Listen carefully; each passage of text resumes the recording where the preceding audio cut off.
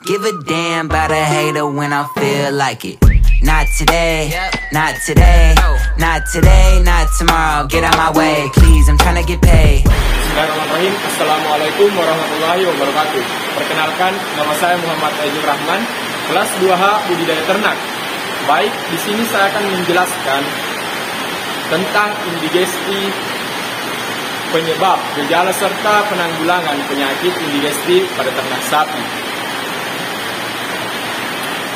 Indigesti merupakan sindrom gangguan pencernaan yang berasal dari rumen atau retikulum, ditandai dengan menurunnya atau hilangnya gerak rumen, lemahnya tonus kedua lambung tersebut, hingga iniesta tertimbun di dalamnya dan disertai pula dengan sembelit. Indigesti merupakan gangguan minor yang terjadi pada gastrointestinal rumensia, terutama pada sapi.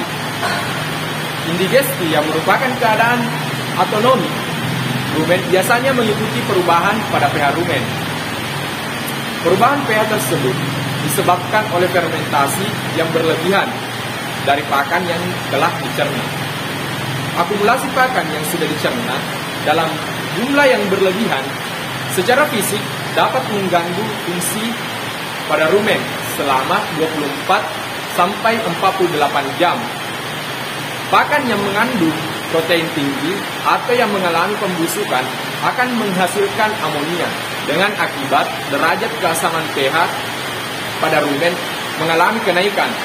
Hal ini akan menyebabkan bakteri yang tidak tahan suasana alkalis mengalami kematian dan menyebabkan pencernaan secara biokimiawi atau tidak efisien. Iniesta tidak tercerna dengan baik dan tertimbun di dalam rumen yang secara reflektoris mendorong agar rumen berkontraksi berlebihan. Karena kelelahan, maka akan terjadi hipohiptonia atonia rumen.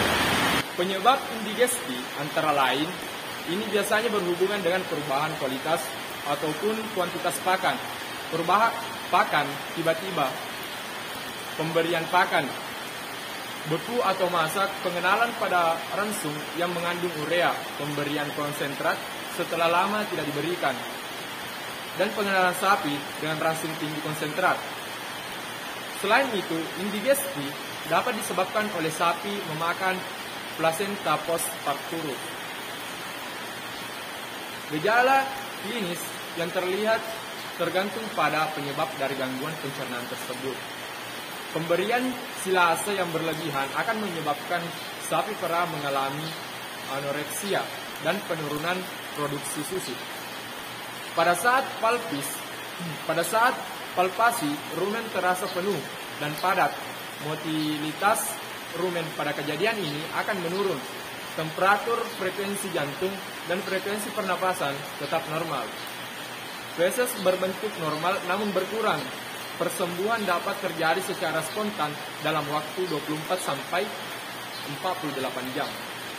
Sedangkan indigesti yang disebabkan oleh pemberian konsentrat yang berlebihan akan menunjukkan keadaan anoreksia dan stasis rumen.